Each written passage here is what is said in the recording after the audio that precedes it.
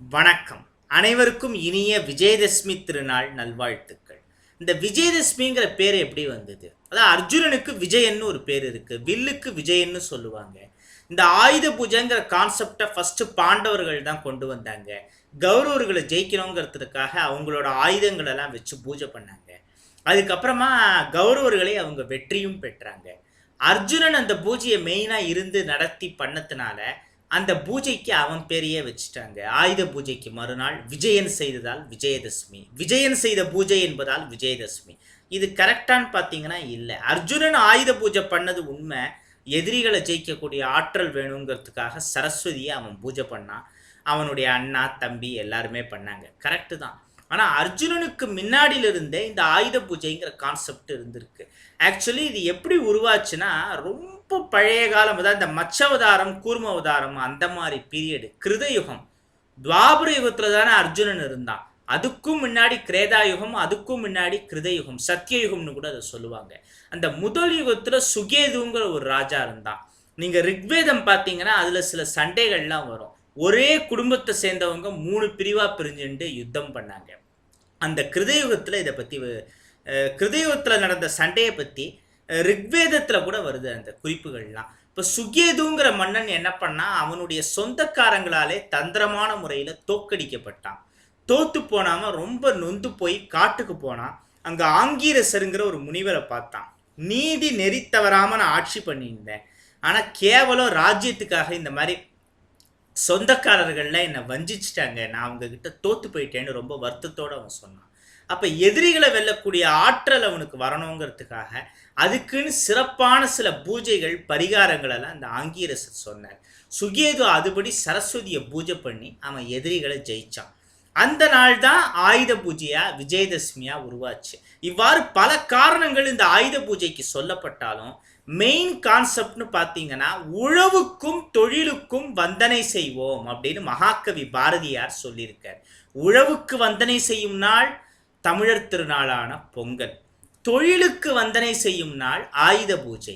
இந்த ஆயுத பூஜைன்னு இந்தியர்கள் பண்ணுறாங்களே, அலெக்சாண்டர் என்ன ஆயுத பூஜை பண்ணி தான் எல்லா நாடுகளையும் பிடிச்சானா, ஜெயிச்சானா அப்படின்னு சில போலி பகுத்துகள் கேட்குறாங்க. அலெக்சாண்டர் ஆயுத பூஜை பண்ணதா எனக்கு தெரியல. ஆனால் அலெக்சாண்டரை ஓட ஓட விரட்டின ராஜா புருஷோத்தமன், சோழராஜா போர்ஸு, அவர் ஆயுத பூஜை பண்ணார். அது மட்டும் இல்லை, அலெக்சாண்டர் பாபிலோனில் செத்ததுக்கப்புறம் அலெக்சாண்டரோட படைத்தளபதி செலூசியஸ் நிகேடர் பல லட்சம் கிரேக்க வீரர்களோட, ஸ்பாட்டா வீரர்களோட இந்தியா மேலே படையெடுத்து வந்தப்போ அவன் படையை தோக்கடிச்சு கதற கதற அந்த செலூசியஸ் நிகேடரை துரத்தி அடித்த சந்திரகுப்த மௌரியா ஆயுத பூஜை பண்ணியிருக்கார்.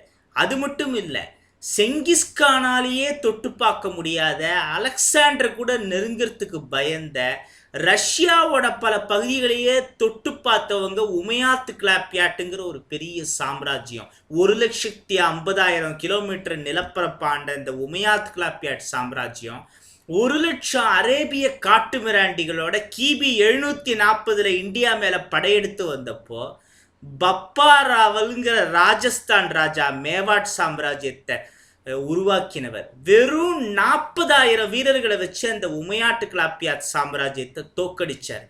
இந்த பப்பா ராவல்ங்கிற ஒத்தர் இல்லாமல் போயிருந்தா 740 ஒட்டுமொத்த இந்தியாவும் ஒரு அரேபிய காலனியாக ஆயிருக்கலாம். அந்த பப்பா ராவல் ஆயுத பூஜை பண்ணியிருக்கார். உலகத்திலேயே மிகப்பெரிய கப்பற்படையை நிறுவிய 9 லட்சம் இராணுவ வீரர்களை தன்னோட கைக்குள்ள வச்சிருந்த, இன்னைக்கு வரைக்கும் அன்னைக்கு இருக்கிற மக்கள் தொகைக்கு அன்றைய காலகட்டத்தில் எந்த ராஜாவுமே அவ்வளோ இராணுவ வீரர்களை தன்னோட படையில் வச்சுக்கல. அலெக்சாண்டரோட படையில் கூட அவ்வளோ இல்லை. அன்று உலகிலேயே நம்பர் 1 இராணுவ படையை தன்னகத்தே வைத்திருந்த, உலகின் மிகப்பெரிய கப்பற்படையை அமைத்த, ஒட்டுமொத்த தெற்காசியாவையும் ஒரு கொடைக்கு கீழே ஆண்ட ராஜேந்திர சோழன் ஆயுத பூஜை பண்ணவர் தான்.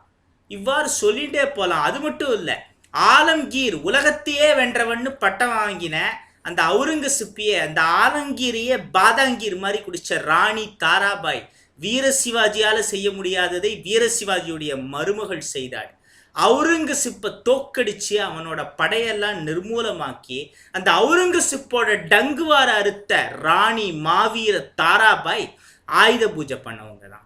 இப்படி ஒரு பெரிய லிஸ்ட் போட்டுட்டே போகலாம். இந்த ஆயுத பூஜை பண்ற இந்தியர்கள்லாம் ஒரு குண்டூசியாவது கண்டுபிடிச்சாங்களா அப்படின்னு போலி பகுத்துகள் மேலும் நம்மகிட்ட கேட்குறாங்க. குண்டூசி என்ன குண்டூசி? ஆதிச்சநல்லூர்னு கூகுளில் டைப் பண்ணி பாருங்க போலி பகுத்துகளா. 10,000 வருஷத்துக்கு முன்னாடி திருநெல்வேலி பக்கத்தில் இருக்கிற ஆதிச்சநல்லூர் அந்த மக்கள் 10,000 ஆண்டுகளுக்கு முன்பாகவே தங்கத்தை உருக்கி ஆபரணங்கள் செய்திருக்கிறார்கள். இரும்பை உருக்கி பல பொருட்களை பண்ணியிருக்காங்க. கப்பலை வச்சு உலகத்திலேயே பல நாடுகள் பயணம் செய்து கட்டி ஆண்டிருக்கிறார்கள். உடைந்த கப்பற் பாகங்கள்லாம் கூட அங்கே கண்டுபிடிக்கப்பட்டிருக்கு. ஆக உலகத்துக்கே முதல்ல இரும்பு நாகரீகம் இந்த ஆபரணங்கள் எல்லாம் எப்படி பண்றதுங்கிறத கற்றுக் கொடுத்தவர்கள் தமிழர்கள் தான். மொஹஞ்சதாரோ ஹரப்பா நாகரீகத்தை பற்றிலாம் அப்படி கேட்குறவங்க கேள்வியே பட்டது இல்லையா? இந்தியர்கள் ஒரு குண்டூசியாவது கண்டுபிடித்தார்களான்னு. அவங்களுக்குலாம் மொஹஞ்சதாரோவை பற்றியும் தெரியாது, ஹரப்பா நாகரீகத்தை பற்றியும் தெரியாது, சிந்து சமவெளி நாகரீகத்தை பற்றியும் தெரியாது, பூம்புகார் நாகரீகத்தை பற்றியும் தெரியாது, ஆதிச்சநல்லூர் நாகரீகத்தை பற்றியும் தெரியாது, கடலில் மூழ்கிய பேட் துவாரகாவை பற்றியும் தெரியாது, குருஷேத்திரத்தை பற்றியும் தெரியாது, ஒன்றும் தெரியாது. இப்போ குருஷேத்திரத்தில் 6000 ஆண்டுகள் பழமை வாய்ந்த சில அணுகுண்டுகள்லாம் கூட கண்டுபிடிக்கப்பட்டிருக்கு. நான் சொல்றதை நம்பலன்னா கூகுளில் போட்டு பாருங்க, நியூக்ளியர் பாம்ஸ் இன் குருஷேத்ரான்னு. இன்னமும் அங்கே ஒருவித கதிர்வீச்சு வீசிகிட்டே இருக்கிறதா பல பேர் சொல்கிறாங்க. அந்த மாதிரிலாம் அன்னைக்கு இந்தியர்கள் பண்ணது சரியா தப்பா, அணுகுண்டெல்லாம் எப்படி யூஸ் பண்ணியிருக்கலாம், அந்த கேள்வியெல்லாம் ஒரு புறம் இருக்கட்டும். ஆனால் இந்தியர்களுக்கு இந்த ஆயுதம் தயாரிப்பு குறித்த எந்த அறிவுமே கிடையாது. எல்லாம் வெள்ளைக்காரன் தான் நமக்கு கற்றுக் கொடுத்தாங்கிறதே சுத்த பொய். சரஸ்வதி மகாலில் லட்சக்கணக்கான அறிவியல் சம்பந்தப்பட்ட தமிழ் சமஸ்கிருத சுவடிகள்லாம் இருந்தது. வெள்ளைக்காரன் நம்மளை ஆண்டப்போ அந்த சுவடிகள் எல்லாம் நிறைய சுட்டுன்னு போனான். குறிப்பாக ஜெர்மனியர்கள் தான் அதிகமாக அதை யூஸ் பண்ணாங்க. இப்போ இந்த கால்டுவெல், மேக்ஸ் முல்லர் இவங்கெல்லாம் சமஸ்கிருதத்தை கொண்டாடுறதுக்கு அப்படி காரணம் என்ன? அவங்கெல்லாம் ஜெர்மன் நாட்டை சேர்ந்தவங்க தான். ஏன்னா பல அறிவியல் கண்டுபிடிப்புகளுக்கு மூலமாக சமஸ்கிருத சுவடிகள் இருந்திருக்கு. எந்தெந்த இந்திய கண்டுபிடிப்பெல்லாம், அதாவது இந்திய நூலெல்லாம் படித்து எந்தெந்த கண்டுபிடிப்பெல்லாம் உருவாக்கினாங்க, திருடினாங்கிறத பற்றி கண்ணதாசன் அர்த்தமுள்ள இந்து மதத்தில் ஆதாரங்களோட நிறைய எழுதியிருக்கார். கண்ணதாசனோட அர்த்தமுள்ள இந்து மதம் படித்தவங்களுக்கு தெரியும். இன்றைக்கும் ஜெர்மனில் சமஸ்கிருத பண்டிதர்களுக்கு சூரியங்கிற ஒரு அவார்டை தராங்க. எப்படி சினிமாவில் ஆஸ்காரோ அந்த மாதிரி இந்த சூரிய அவார்டு சமஸ்கிருதத்திற்காக உலகிலேயே கொடுக்கப்படும் மிகப்பெரிய விருதை ஜெர்மன் அரசாங்கம் தருது. என் தாத்தா லக்ஷ்மணன் அந்த விருதை வாங்கினவர் தான். அந்த விருதை வாங்கினதுக்கப்புறம் அவர் லக்ஷ்மண சூரியன்னு அழைக்கப்பட்டார். மகோபாத்தியாய விருதை கூட என்னோட தாத்தா வாங்கியிருக்கார். அது இந்தியாவில் சமஸ்கிருதத்துக்கு கொடுக்கப்படுற உயரிய விருது. எதுக்கு சொல்ல வரேன்னா, உலகில் பல அறிவியல் கண்டுபிடிப்புகள் தோன்ற காரணம் எதுன்னு பார்த்தீங்கன்னா, இந்தியாவை சேர்ந்த சித்தர்கள், ரிஷிகள் அவங்கெல்லாம் அன்னைக்கு தமிழ்லையும் சமஸ்கிருதத்திலையும் எழுதி வைத்த பல நூல்கள் அப்படிங்கிறது உண்மையான பகுத்தறிவுவாதிகளுக்கு தெரியும். அதனால்தான் ஆல்பர்ட் ஐன்ஸ்டீன் கூட இந்தியர்களை கொண்டாடினார், சமஸ்கிருதத்தை கொண்டாடினார். ஆரியப்பட்டா மட்டும் 0 கொடுக்காம இருந்திருந்தா இன்னைக்கு சயின்ஸ்ல, கணிதத்துலலாம் நாங்கள் எந்த விதமான வித்தையும் செய்திருக்க முடியாது, எந்த வித்தையும் செய்திருக்க முடியாது, எந்த விந்தையும் செய்திருக்க முடியாது. அதனால இந்தியர்களுக்கு உலகில் உள்ள அனைத்து விஞ்ஞானிகளும் நன்றி கடன் பட்டுள்ளோம். இப்படி சொன்னவர் ஆல்பர்ட் ஐன்ஸ்டீன். அவருக்கு சான்ஸ்கிரிட்டும் தெரியும், சான்ஸ்கிரிட் சம்பந்தப்பட்ட பல நூல்களும் தெரியும். எந்தெந்த சமஸ்கிருத நூலெல்லாம் வச்சு எந்தெந்த அறிவியல் கண்டுபிடிப்புகளை கண்டுபிடிச்சாங்க, விமானம் மாதிரியான பல விஷயங்கள் எப்படி திருடப்பட்டது, வைமானிக சாஸ்திரா, அது எல்லாம் தெரிஞ்சவர் தான் ஆல்பர்ட் ஐன்ஸ்டீன். அந்த ஆல்பர்ட் ஐன்ஸ்டீனாலேயே இவரை விட பெரிய விஞ்ஞானி இனிமேல் பிறக்க முடியாதுன்னு பாராட்டப்பட்டவர் யாருன்னா சத்யேந்திரநாத் போஸ். அந்த சத்யேந்திரநாத் போஸ், ஆல்பர்ட் ஐன்ஸ்டீன் 2 பேரும் இணைந்து பல்வேறு புதிய சிலபஸையே மேக்ஸ்லையும் சயின்ஸ்லையும் உருவாக்கினாங்க. அதை பற்றி ஒரு தனி வீடியோவே நான் பேசுகிறேன். எதற்கு சொல்ல வருகிறேன் என்றால், அன்னைக்கு வெள்ளைக்காரன் நாகரிகமே இல்லாமல் காட்டில் திரிஞ்சிருந்த நேரத்தில் 10,000 ஆண்டுகளுக்கு முன்னாடியே இந்தியர்கள் தங்கத்தை எப்படி பயன்படுத்துறதுங்கிறது தெரிஞ்சிருக்கு, இரும்பை எப்படி பயன்படுத்துறதுங்கிறது தெரிஞ்சிருக்கு, உலகத்திற்கே நாகரிகத்தை கற்றுக் கொடுத்திருக்கிறார்கள், உலகத்திற்கே வியாபாரத்தை எப்படி பண்றதுன்னு கற்றுக் கொடுத்திருக்கிறார்கள், உலகத்திற்கே குடும்பத்தை எப்படி நடத்தணும்னு கற்றுக் கொடுத்திருக்கிறார்கள். அர்த்த சாஸ்திரம், வான சாஸ்திரம் என அனைத்து சாஸ்திரங்களும் இந்த மண்ணில தான் முதல்ல தோன்றித்து. உலகத்துக்கே நாகரிகத்தை கற்றுக் கொடுத்த தேசம் பாரத தேசம். இப்போ ஒரு நாடு உருப்படாம போகணும்னா அதுக்கு முக்கியமா என்ன பண்ணணும்னா, அவங்களோட சுயத்தை இழக்கணும், அவங்களோட உண்மை வரலாறை இழக்கணும். காரணம், சொந்த வரலாறை இழந்த ஒரு சமுதாயத்தால புதிய வரலாறை படைக்க முடியாது. எல்லா விஷயத்தையும் வெள்ளைக்காரன் தான் நமக்கு கற்றுக் கொடுத்தான், வெள்ளைக்காரன் மட்டும் வராட்டி நம்ம இன்னமும் காட்டு மிராண்டிகளாக இருந்திருப்போம், நம்ம இன்னமும் முட்டாள்கள் தான் இருந்திருப்போம். வெள்ளைக்காரன் தான் நமக்கு எப்படி திங்குறதுங்கிறத கற்றுக் கொடுத்தான், வெள்ளைக்காரன் தான் நமக்கு எப்படி சட்டை போடுறதுங்கிறத கற்றுக் கொடுத்தான், பேண்ட் போடுறதுங்கிறத கற்றுக் கொடுத்தான். நீங்கள் பழைய கோவில்களில் இருக்கிற சில சிற்பங்கள்லாம் பார்த்துருக்கீங்களா?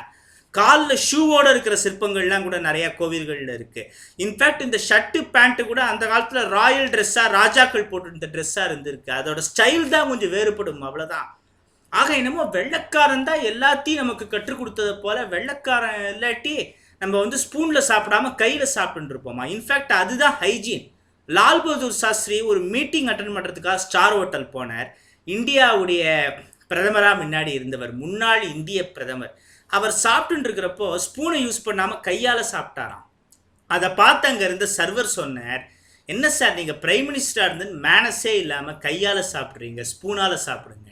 அதுக்கு லால் பகதூர் சாஸ்திரி சொன்னாராம், இந்த ஸ்பூனை எனக்கும் முன்னாடியே 1000 நாக்குகள் தீண்டி இருக்கும், ஆனால் என் கையை என்னை தவிர எவனாலையும் நக்க முடியாது. ரெண்டில் எது ஹைஜீன் அப்படின்னு லால் பகதூர் சாஸ்திரி இந்த சர்வரை பார்த்து கேட்டாராம்.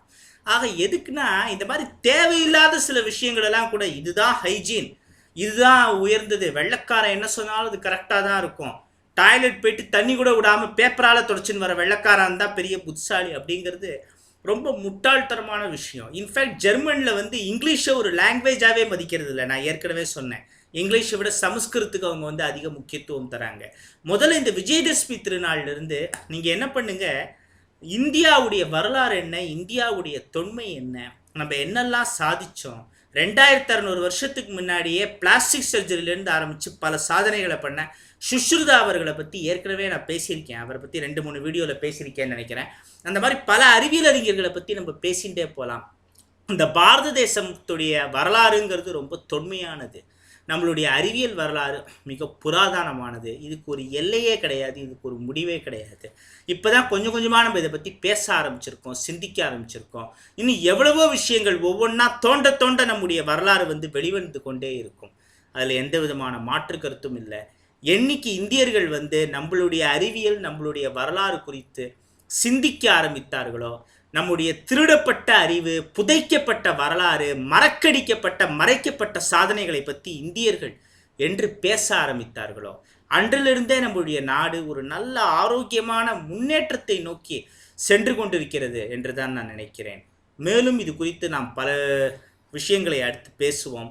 முதலில் இன்னைக்கு விஜயதசமிங்கிறதுனால 2-3 முக்கியமான சரஸ்வதி மந்திரங்களை நான் சொல்லலாம்னு இருக்கேன். பொதுவாக இந்த மந்திரங்கள்ங்கிறது ஒலி விஞ்ஞானம், சவுண்டு சயின்ஸை அடிப்படையாக வச்சு உருவானது. நம்முடைய வழிபாடு, கலாச்சாரம், இதிலெல்லாம் அறிவியலும் இருக்குது. அறிவியலால் கண்டுபிடிக்க முடியாத அமானுஷ்யங்களும் எவ்வளவோ இருக்குது. ஏற்கனவே சொன்ன மாதிரி இந்த கோவில் கும்பாபிஷேகம் நடக்கிறப்போ கருடன் எப்படி கரெக்டாக வந்து வட்டமிடுறது, கும்பாபிஷேகத்துடைய நிறைவு பகுதியில் இந்த மாதிரி பல அமானுஷ்யங்கள் சொல்லின்னு போகலாம். எதுக்கு சொல்ல வரேன்னா, எல்லாத்தையும் அறிவியல் பூர்வமாக நிரூபிக்கணும்னு நினைக்கிறது முட்டாள்தனமான விஷயம். அறிவியலையும் மீறி சில விஷயங்கள் நடக்கிறது. அதை இந்த கருடன் வட்டமிடும் சம்பவம் மாதிரி பல விஷயங்கள்ல நம்ம அனுபவபூர்வமாக உணரலாம். அந்த அனுபவபூர்வமான உணர்தலே நம்முடைய நம்பிக்கை, பக்தி, வழிபாடு எல்லாம். மிக முக்கியமாக சரஸ்வதியுடைய ஒரு முக்கிய மந்திரம் ஓம் ஐம் வத வத வாக்வாதின்யை ஸ்வாஹா, ஓம் ஐம் வத வத வாக்வாதின்யை ஸ்வாஹா, ஓம் ஐம் வத வத வாக்வாதின்யை ஸ்வாஹா. இது வந்து வாக்வாதினி மந்திரம். இதை சொல்ல சொல்ல என்னாகும், உங்களுடைய அறிவாற்றல், நாவன்மை என அனைத்தும் பல மடங்கு பெருகும். மாபெரும் சபைகளில் நீ நடந்தால் உனக்கு மாலைகள் விழ வேண்டும் அப்படிங்கிற மாதிரி எங்கே போனீங்கனாலும் உங்களுக்குன்னு ஒரு தனி அங்கீகாரம், ஒரு தனி மரியாதை, கௌரவத்தை தரக்கூடிய சக்தி வாய்ந்த மந்திரம் இது. இது ரொம்ப சின்ன மந்திரம் தான். முடிஞ்சால் ஒரு நாளைக்கு 1008 தடவை கூட சொல்லலாம். முதல்ல ஒரு 108 தடவை சொல்லி பழகுங்க. மெயினாக ஸ்டூடெண்ட்ஸ்லாம் இந்த மந்திரத்தை சொல்லணும். ஸ்டூடெண்ட்ஸ்னு இல்லை, எல்லாருமே சொல்லலாம். அதுவும் குறிப்பாக மாணவ மாணவிகள், அதுக்கப்புறமா தொழிலதிபர்கள், அரசியல்வாதிகள் தயவுசெய்து இந்த மந்திரத்தை சொல்லாதீங்க. ஏன்னா இன்னைக்கு எந்த அரசியல்வாதியுமே உருப்படியாக இல்லை. ஏற்கனவே நீங்கள் வாயால் வடை சுட்டு பல பேரோட தலையில் மொட்டை அடிக்கிற வேலையை பண்ணிட்டு இருக்கீங்க. இதில் நீங்கள் இந்த மந்திரத்தை சொன்னால் போல உங்களுக்கெல்லாம் சரஸ்வதி அருள் பண்ணுவாளான்னு எனக்கு தெரியல. இருந்தாலும் பயமாக இருக்குது. ஏன்னா அசுரர்களே தவம் பண்ணி நிறையா வரம் வாங்கியிருக்காங்களே. அந்த தவத்துக்கு வழிபாட்டுக்குரிய பலனை கொஞ்சமாவது கடவுள் கொடுத்து தான் ஆகணும். அதனால அரசியல்வாதிகள் மட்டும் இந்த மந்திரத்தை சொல்கிறதா இருந்தால் தயவுசெய்து கொஞ்சம் தப்பெல்லாம் விட்டு திருந்திட்டு நீங்கள் சொல்ல முயற்சி பண்ணுங்கள். உங்களுக்கு அன்னை கலைவாணி இன்னும் நிறைய அருள் தருவார் என்று நான் ஆணித்தரமாக கூறுவேன். முக்கியமாக இந்த மந்திரத்தை வாழ்க்கையில் சாதிக்கணும், நல்ல முறையில் நேர்மையான வழியில் சென்று நம்ம பல சாதனைகளை பண்ணணும் அப்படின்னு நினைக்கிறவங்களுக்கு இந்த மந்திரம் மிக மிக முக்கியமான மந்திரம். இன்னொன்று, சரஸ்வதி வெறும் கல்விக்கு மட்டும் தெய்வம் அப்படின்னு சொல்ல முடியாது. இப்போ 64 கலைகளில் பார்த்தா கத்தி சண்டை, கம்பு சுத்துறது, மல்யுத்தம், குத்து சண்டை, இந்த மாதிரியான தற்காப்பு கலைகளும் இருக்குது. பாட்டு, பரதம், ஓவியம், சிற்பம், கணிதம், வானவியல், பூகோளம், இந்த மாதிரி எல்லாமே இருக்கு. ஆக அனைத்துமே கலைகள் சம்பந்தப்பட்ட, அறிவு சம்பந்தப்பட்ட, ஆற்றல் சம்பந்தப்பட்ட அனைத்துமே சரஸ்வதியோட கண்ட்ரோலில் தான் வருது. சரஸ்வதியை மீறி எதுவுமே இல்லை. அதுதான் குமரகுருப்பரும் சகலகலாவளி மாலையில் சொல்றார், மண்கண்ட வெண்குடை கீழாக மேற்பட்ட மன்னரும் என் பண்கண்டளவிலே பணியச் செய்வாய், படைப்போன் முதலாம் விண்கண்ட தெய்வம் பல்கோடி உண்டேனும் விளிம்பில் உன் போல் கண்கண்ட தெய்வம் உள்ளதோ சகலகலாவல்லியேன்னு அவர் சொல்றார். சகலகலாவளி மாலை மொத்தம் 10 பாடல்கள்.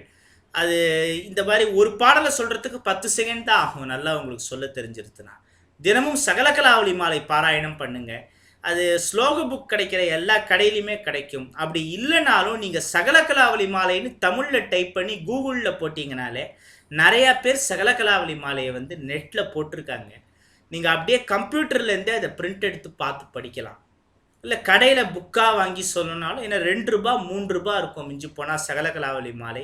இல்லை சில பேர் பல ஸ்லோகங்களை புக்கில் போட்டிருப்பாங்க, அதில் ஒன்றா சகலகலாவளி மாலை வரும். அது உங்கள் சாய்ஸு. நீங்கள் நெட்டை பார்த்தும் படிக்கலாம், இல்லை கடைக்கு போய் புக்காக வாங்கியும் படிக்கலாம். சகலகலாவளி மாலை பாராயணம் அவசியம் அனைத்து மாணவ மாணவிகளும் செய்ய வேண்டும். அந்த சகலகலாவளி மாலை, அதுக்கப்புறமா அந்த வாக்வாதினி, இது 2த்தையும் நீங்கள் தினமும் சொல்லிடுவாங்க. ஆட்டோமேட்டிக்காக உங்களுக்கு கல்வியில் நல்ல ஒரு முன்னேற்றம் வரும். கல்வின்னு மட்டும் இல்லாமல் எல்லாத்துலேயுமே. இப்போது ஒருத்தர் ஒரு சபைக்கு போகிறார், அவருக்கு அங்கே ஒரு தனி அங்கீகாரம் மரியாதை கிடைக்கணும்னா அது ஒரு சாதாரண மனிதனுக்கு கிடைக்காது. ஓரளவு செல்வாக்கு செல்வம் இருக்கிறவங்களுக்கு தான் அது கிடைக்கும். ஆக சரஸ்வதியுடைய அருள் இருந்தால் தான் அந்த செல்வமும் கிடைக்கும் என்பதில் சந்தேகம் இல்லை. அதைத்தான் பாரதியாரும் சொல்கிறார், கடவுளர் தெய்வம் அப்படிங்கிறார் சரஸ்வதியை பற்றி. அதாவது தெய்வங்களுக்கெல்லாம் ஒரு தெய்வம் இருந்தால் அந்த தெய்வம் என்னவோ அந்த தெய்வம் தான் சரஸ்வதி அப்படின்னு பாரதியார் கலைவாணியை பார்த்து கூறுகிறார். இந்த நாளிலிருந்து அனைவருக்கும் தேவி கலைவாணியின் அருள் கிடைப்பதற்கு நான் அந்த சரஸ்வதியை பிரார்த்தனை செய்கிறேன். அதே போல் இந்த போலி பகுத்துகளும் அவர்கள் திருந்தி அவர்களுடைய தவறுகளை உணர்ந்து வருந்தி அந்த போலி பகுத்துகளும் நாளை உண்மையான பகுத்தறிவுவாளிகளாக ஆகி சரஸ்வதியை வழிபாடு செய்ய வேண்டும் என்றும் நான் சரஸ்வதியை பிரார்த்தனை செய்து கொள்கிறேன். ஓம் ஸ்ரீ வித்யாரூபிணி சரஸ்வதி சகலகலாவல்லி சாரபிம்பாதரி சாரதா தேவி வீணா புஸ்தகதாரிணி வாணி அஸ்தே புஸ்தக அஸ்தே நமோஸ்துதே. ஓம் ஐம் வதவத வாக்வாதின்யை ஸ்வாஹா.